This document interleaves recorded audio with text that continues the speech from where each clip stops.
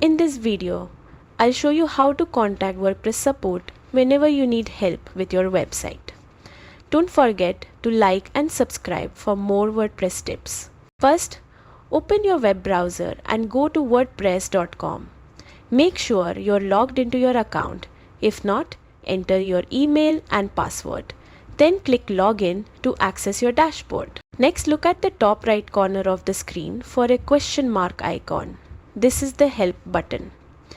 Clicking it gives you access to a wide range of self-help articles and guides that can quickly solve common issues. If you can't find a solution, scroll to the bottom of the Help menu and click Still Need Help.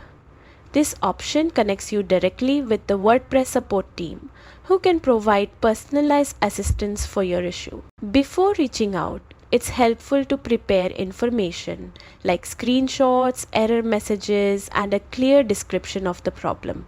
This ensures the support team can address your concern efficiently. Following these steps makes it easy to navigate WordPress support and get the help you need. Remember, self-help articles may solve many issues without contacting support.